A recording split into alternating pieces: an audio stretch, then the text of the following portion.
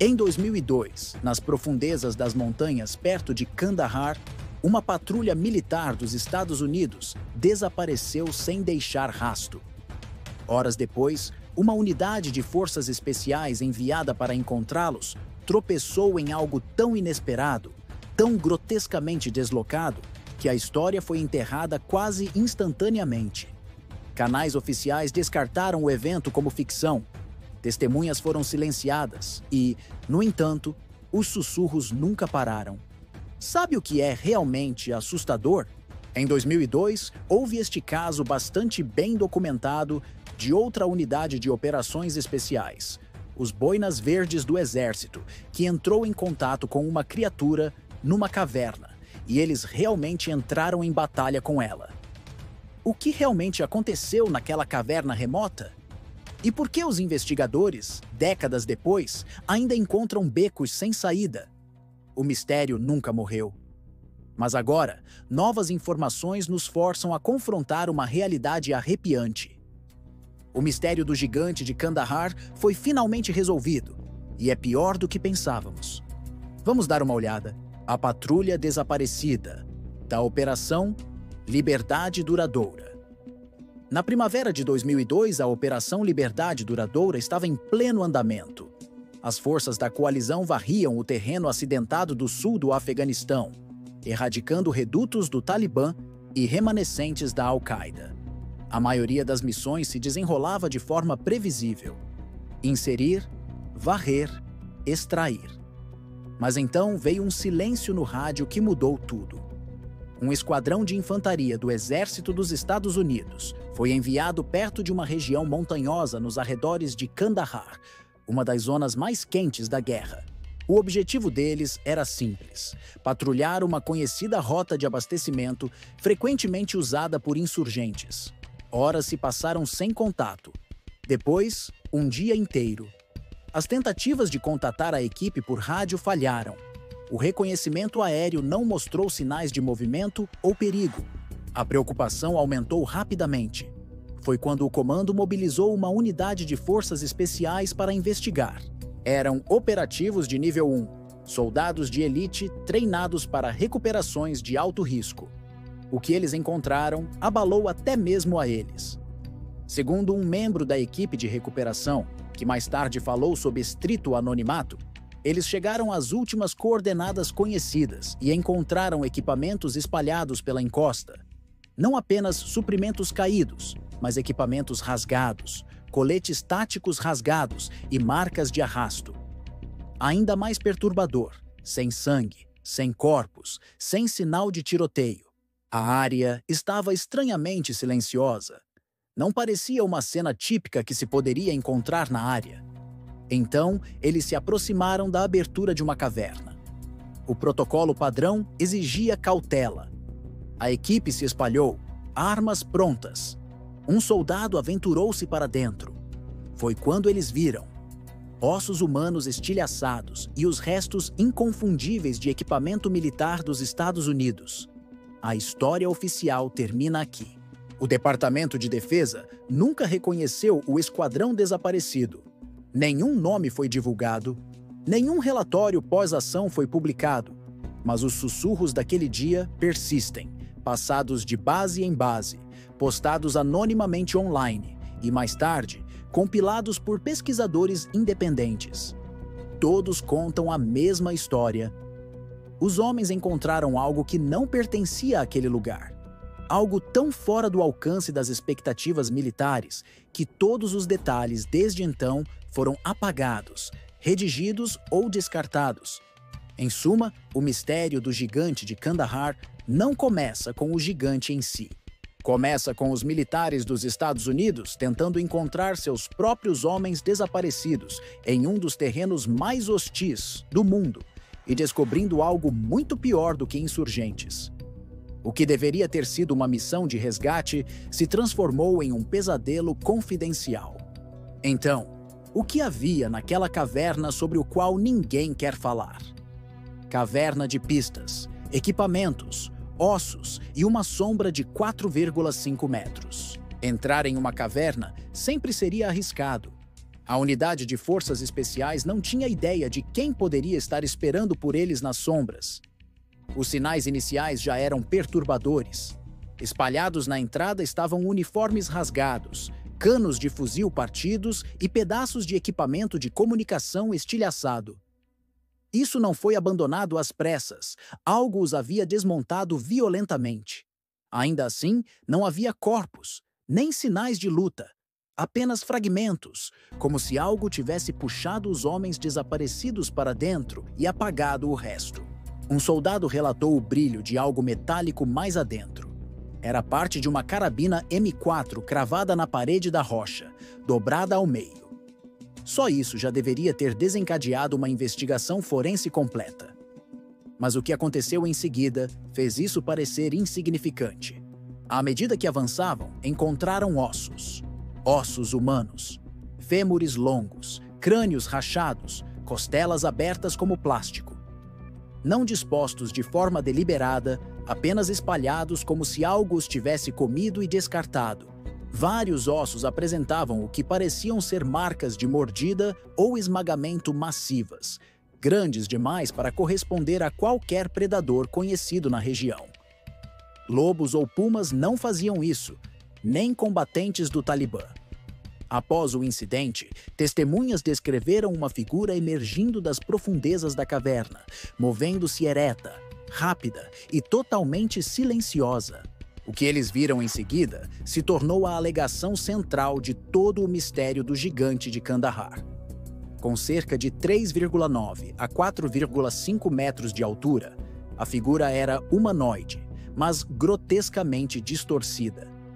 Tinha membros longos, pele queimada de sol e um cabelo vermelho espesso caindo da cabeça e do rosto. Mais perturbadoramente, empunhava o que parecia ser uma lança ou pique maciço. Segundo aqueles que mais tarde quebraram o silêncio, seus dedos eram 6 por mão. Seus olhos eram fundos e anormalmente largos, brilhando levemente na penumbra da caverna, e não hesitou em atacar. Em segundos, ele avançou, empalando um dos soldados, mais tarde referido apenas como Dan, antes que o resto da equipe pudesse reagir. O que se seguiu foi uma barragem de 30 segundos de balas de fuzis, M4, pistolas e um fuzil de precisão, Barrett calibre .50.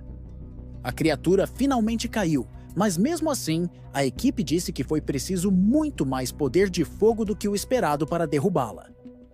Isso não era uma alucinação, nem um animal mal identificado, nem uma emboscada do Talibã. Isso era algo totalmente diferente, uma anomalia biológica, um monstro, um gigante. E ele estava escondido nas montanhas de Kandahar o tempo todo. O que a unidade de forças especiais testemunhou deveria ter ido para uma investigação, em vez disso. A maior parte da informação foi cuidadosamente omitida dos registros e as histórias das testemunhas oculares, descartadas ou silenciadas. O tiroteio que se seguiu à emboscada foi curto, brutal e diferente de tudo para o que os soldados haviam treinado. De acordo com os relatos vazados posteriormente em fóruns militares e por investigadores independentes, o confronto não durou mais de 30 segundos, mas todos os homens envolvidos concordaram em um ponto. Parecia que estavam lutando contra algo não apenas desconhecido, mas projetado para matar. Assim que o gigante empalou Dan com sua arma, descrita por várias testemunhas como um objeto rústico, mas maciço, semelhante a uma lança, o resto do esquadrão abriu fogo. A primeira saraivada de suas carabinas M4 quase não teve efeito visível. A criatura recebeu tiro após tiro no peito, tropeçando apenas levemente. Foi quando o atirador designado se jogou no chão e disparou uma rajada de um fuzil, Barrett, calibre .50. Só então, a criatura começou a cair. Seu corpo atingiu o chão da caverna com uma força que soltou poeira do teto. Mas os detalhes que se seguiram foram ainda mais perturbadores. De perto, a criatura era ainda mais antinatural do que parecia no calor da batalha. Tinha 6 dedos em cada mão e 6 dedos em cada pé. Seus dentes eram irregulares, quase triangulares, assemelhando-se a algo mais predatório do que humano. A pele era coriácea e seca, queimada pelo sol ou endurecida pela exposição ambiental. Usava coberturas rústicas feitas de uma colcha de retalhos de peles, possivelmente de animais ou até humanas. O cabelo, grosso e vermelho, emaranhado e oleoso, ia do couro cabeludo até a parte inferior das costas. Um soldado notou que cheirava a decomposição, algo como cobre em putrefação ou sangue seco.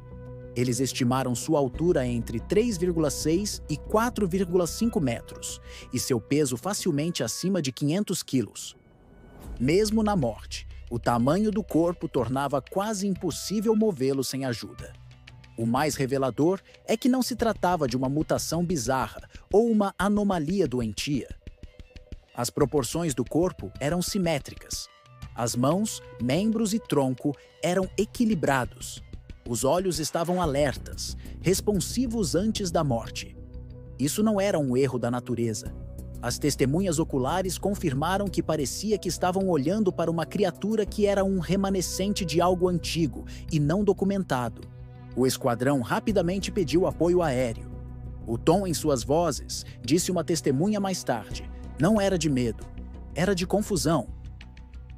Não sabíamos o que tínhamos acabado de matar. O que veio a seguir apenas aprofundou o mistério e silenciou aqueles que fizeram as perguntas erradas. Seguindo o protocolo de recuperação padrão para baixas em combate e confrontos incomuns, a unidade de forças especiais solicitou a extração. Mas em vez de uma evacuação médica para Dan ou um debriefing para a equipe, o que chegou foi um helicóptero CH-47 Chinook, grande o suficiente para transportar carga pesada. Notavelmente, não estava acompanhado por médicos ou equipe de apoio padrão. Em vez disso, o pessoal que desembarcou não usava insígnias de unidade, nem emblemas de identificação. Eles não falaram e não fizeram perguntas. Vieram pelo corpo. A equipe prendeu o cadáver do gigante em uma plataforma de rede suspensa sob o Chinook. Testemunhas relataram que a tripulação manuseou o corpo com precisão praticada. Como se não fosse a primeira vez que lidavam com algo assim, a aeronave partiu sem mais comunicação. E essa foi a última vez que qualquer um dos soldados viu a criatura. Em seguida, vieram os acordos de não divulgação. Antes de retornar à sua base de operações, cada membro da equipe de recuperação foi separado, interrogado individualmente e obrigado a assinar uma pilha de documentos.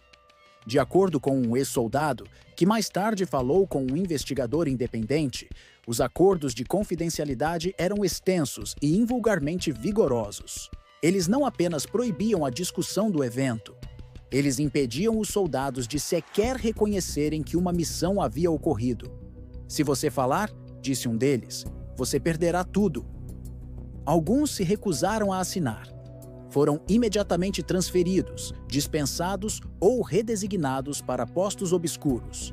Aos que cumpriram, foi dito que o incidente nunca aconteceu e que o homem morto, Dan, não seria listado em nenhum registro formal de morto em ação. Até hoje, nenhum registro militar dos Estados Unidos de um soldado com sua descrição morrendo naquela área, naquela data, foi tornado público. Mas o silêncio não duraria para sempre. Um dos médicos que ajudou no processamento imediato pós-missão teria quebrado o protocolo. Falando com outro soldado em voz baixa, ele simplesmente disse duas palavras: ele existe. Os rumores sobre o gigante de Kandahar já estavam começando a se espalhar. Ninguém precisava de esclarecimentos sobre o que o médico queria dizer. Aquele sussurro viajou pelos postos como fogo. Os rumores se transformaram em lenda. Mas a verdade central, o que realmente aconteceu, permaneceu trancada atrás do silêncio do governo, registros de voo desaparecidos e relatórios de campo ausentes. Ainda assim, pesquisadores independentes e veteranos curiosos continuaram a investigar. Se o gigante era real, e claramente era, por que o governo enterrou as evidências de forma tão agressiva? Arquivos de acobertamento versus pistas de código aberto. No momento em que os sussurros do gigante de Kandahar começaram a vazar para a esfera pública, os canais oficiais entraram em ação. O Departamento de Defesa negou que tal confronto tivesse ocorrido. Não havia patrulhas desaparecidas naquela região, nem tiroteios confidenciais, e certamente nenhum registro de um soldado chamado Dan morrendo em circunstâncias misteriosas. Em suma, o evento foi rotulado como ficção da internet, mas as negações apenas alimentaram mais escrutínio.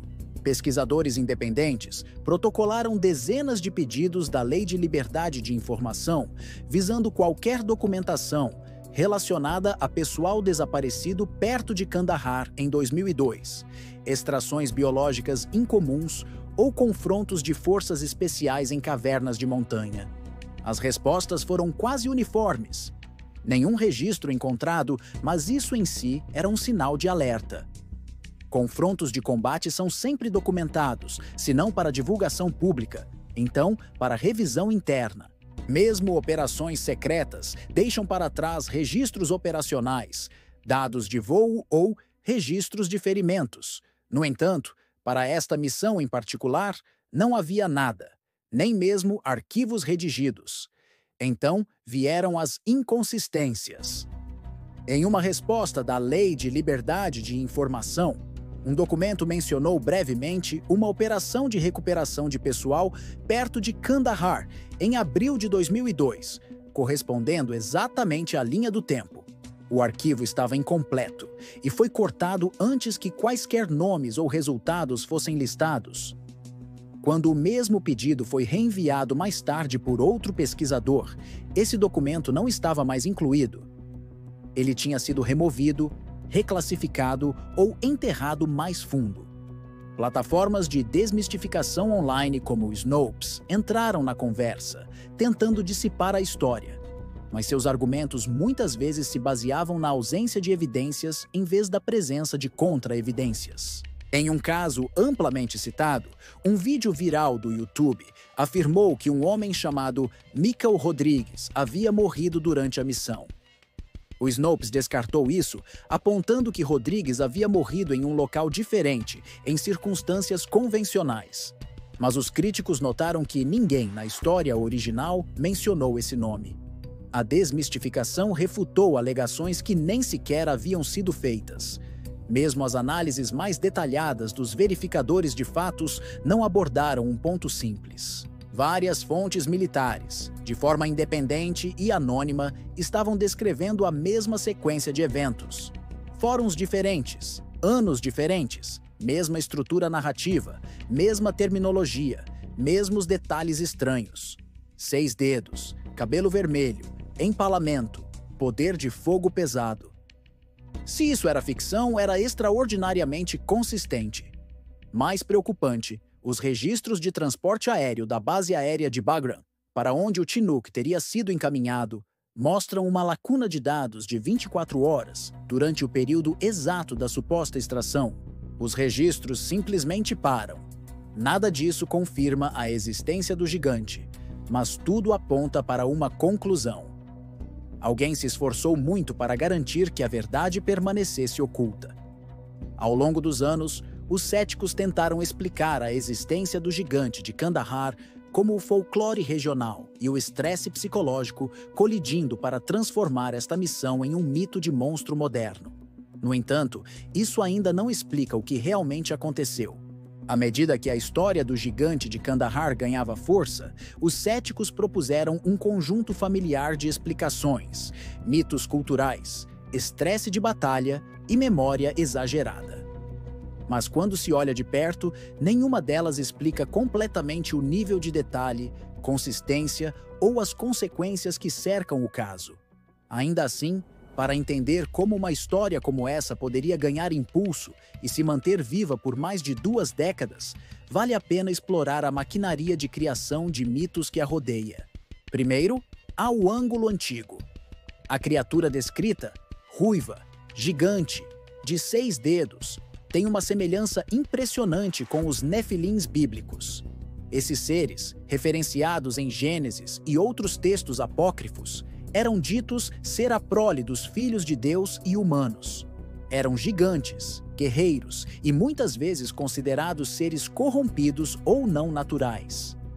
No livro de Enoque, eles são descritos como consumidores de humanos e espalhadores do caos antes de serem exterminados. Os paralelos com o gigante de Kandahar são específicos demais para serem ignorados. A altura, o apetite, a violência, a fisiologia estranha. Depois há a camada regional. O folclore afegão é rico em contos de gigantes que vivem em cavernas remotas ou regiões montanhosas, seres referidos em vários dialetos como Del ou Ifrit. Não são gigantes gentis, mas entidades brutais, muitas vezes canibais, que guardam espaços sagrados ou amaldiçoados. Pastores locais no sul do Afeganistão transmitiram histórias de tais criaturas por gerações, descrevendo-as como ruivas e agressivas. É possível que alguns nas forças dos Estados Unidos tenham sido expostos a esses contos durante as primeiras patrulhas, criando uma estrutura psicológica preparada para interpretar o estresse através do mito. E, finalmente, há o papel do trauma e do estresse de combate. Soldados operando em condições extremas podem interpretar mal os eventos, amplificar ameaças ou experimentar alucinações em grupo, pelo menos de acordo com a literatura psicológica. Mas essa teoria falha em várias áreas-chave. Primeiro, o evento incluiu elementos tangíveis: ossos, armas quebradas e um cadáver recuperado. Segundo, vários soldados em momentos e locais diferentes confirmaram independentemente a mesma descrição física. Terceiro, alucinações induzidas por trauma não explicam registros de voo ausentes, bloqueios da Lei de Liberdade de Informação ou o silêncio imposto por acordos de confidencialidade.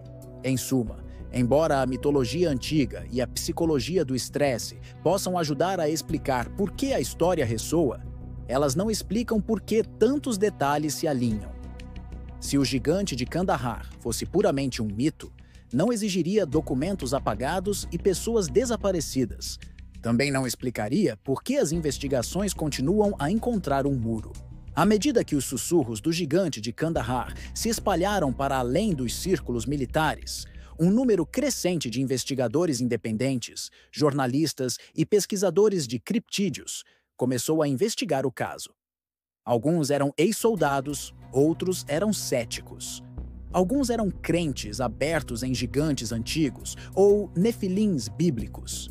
Mas apesar de anos de pesquisa, entrevistas e interesse público, toda investigação, não importando o quão promissora, eventualmente esbarrava no mesmo problema. A trilha sempre para. Um dos primeiros esforços públicos para documentar o incidente veio do cineasta e autor cristão L.A. Marzulli. Em sua série de documentários e entrevistas subsequentes, Marzulli apresentou um soldado anônimo que afirmava fazer parte da equipe de recuperação original. O homem, cuja identidade permanece oculta, repetiu os detalhes agora familiares: uma patrulha desaparecida, o encontro na caverna, o empalamento e o transporte aéreo do cadáver do gigante. Embora a entrevista carecesse de provas concretas, ela reacendeu o interesse no caso e se tornou um dos relatos mais citados em fóruns online e círculos de mídia alternativa. Logo depois, programas de rádio paranormais como o Coast to Coast AM pegaram a história, amplificando-a para milhões de ouvintes. Mais veteranos, auto-identificados, começaram a se apresentar anonimamente, ecoando a mesma história com uma consistência arrepiante. O mesmo gigante de 6 dedos, o mesmo local, o mesmo silêncio do comando militar. Apesar dessa crescente pilha de evidências anedóticas, os jornalistas que tentaram verificar as alegações encontraram pouco com o que trabalhar. Quando o Epoch Times e vários blogueiros independentes tentaram rastrear registros de pessoal de qualquer pessoa chamada Dan, que poderia ter sido morta no Afeganistão em 2002, eles chegaram a becos sem saída. Ou nenhum nome correspondente aparecia nos bancos de dados de mortos em ação, ou as mortes listadas não se alinhavam com a região ou a linha do tempo de Kandahar. Outros especularam que Dan era um pseudônimo, talvez até uma invenção para obscurecer a identidade do verdadeiro soldado morto naquele dia. Fóruns militares online, como o Above Top Secret e o R Military do Reddit. Começaram a catalogar postagens de fontes anônimas alegando envolvimento ou conhecimento. Mas, novamente, a verificação concreta era impossível. A maioria dos postadores usava contas descartáveis e qualquer informação identificável era imediatamente apagada. Ainda assim, o volume de detalhes consistentes entre as plataformas deixou uma coisa clara. Não se tratava de uma farsa isolada da internet. Várias pessoas, ao longo de vários anos, estavam descrevendo o mesmo incidente sem nenhum benefício óbvio para si mesmas. Então, em 2016, ocorreu uma mudança notável. Histórias que antes circulavam livremente começaram a desaparecer. Vídeos do YouTube foram deslistados, postagens de blog sumiram. Até mesmo algumas versões arquivadas de entrevistas antigas foram retiradas do ar ou retornavam mensagens de erro. Era como se algo ou alguém quisesse enterrar o gigante de Kandahar de uma vez por todas. Veteranos que haviam compartilhado a história anteriormente começaram a retratar suas declarações ou a silenciar completamente. Alguns citaram pressão renovada de ex-superiores. Outros alegaram que haviam dito demais. Alguns desapareceram da vida pública por completo. Neste ponto, o padrão era inegável. Toda tentativa de descobrir provas físicas foi bloqueada, desaparecida ou desacreditada. O gigante de Kandahar havia entrado em um espaço que poucos mitos modernos ocupam. Não apenas não confirmado, mas agressivamente apagado. Mas este silêncio pode ter formado a imagem mais clara até agora. E o mistério do gigante de Kandahar pode ser muito pior do que pensávamos. O que podemos provar e por que é pior do que pensávamos? Após mais de 2 décadas de especulação, supressão e testemunhos dispersos, o mistério do gigante de Kandahar ainda não tem confirmação oficial. E, no entanto, o corpo de evidências, se não físicas, então circunstanciais, é substancial demais para ser ignorado. Temos relatos consistentes de testemunhas oculares de soldados sem motivo discernível para mentir. Temos registros militares ausentes, registros de voo inexplicados e acordos de não divulgação, que foram supostamente aplicados com uma agressão incomum. Temos detalhes que aparecem em várias fontes ao longo de vários anos, nenhum dos quais se identifica publicamente, mas todos descrevem o mesmo encontro violento em uma caverna perto de Kandahar. Então, o que podemos realmente provar? Podemos verificar que a Operação Liberdade Duradoura estava ativa na região durante o período em que a história teria ocorrido. Podemos confirmar que as forças especiais eram frequentemente empregadas em operações isoladas, muitas vezes sob parâmetros confidenciais. Podemos confirmar que certas mortes e missões militares permanecem não reconhecidas até hoje, muitas vezes por razões legítimas, mas às vezes de maneiras que levantam questões mais profundas. E podemos confirmar que vários veteranos falaram independentemente de um incidente envolvendo uma criatura humanoide que não corresponde a nenhum combatente conhecido, espécie ou força inimiga. O veredicto, então, é este. Algo realmente aconteceu perto de Kandahar em 2002. Se foi uma anomalia biológica bizarra, um experimento de bioarma confidencial que deu errado, ou algo muito mais antigo que desafia a classificação moderna, o governo parece ter respondido com remoção rápida, silêncio e controle total da informação. E é por isso que a verdade é pior do que pensávamos. Não é apenas a possibilidade de que um humanoide de 4,5 metros tenha existido nas montanhas do Afeganistão. É que tal criatura pudesse ser encontrada, morta, transportada por via aérea e apagada sem conhecimento ou responsabilidade pública. É que as instituições em que confiamos para dizer a verdade sobre a guerra, a ciência e a segurança nacional podem e enterram informações tão completamente que tudo o que nos resta são rumores das sombras. Mesmo agora, a história é descartada como fantasia. Mas quando você segue a trilha, a conclusão mais perturbadora não é que as pessoas acreditam em gigantes, é que algo real pode ter sido escondido sob o rótulo de mito. Com o que sabemos hoje, testemunhos vazados, desaparecimentos inexplicados, registros ausentes e relatos consistentes, você acha que isso foi simplesmente um mito amplificado pelo estresse da guerra? Ou o verdadeiro mistério é porque nunca nos foi permitido ver as evidências por nós mesmos? Deixe-nos saber seus pensamentos nos comentários. Se você acredita que há mais verdades escondidas no mundo, junte-se à nossa comunidade. Deixe o seu curtir para apoiar esta investigação e inscreva-se no canal para continuarmos a desvendar o inexplicável juntos. Até a próxima!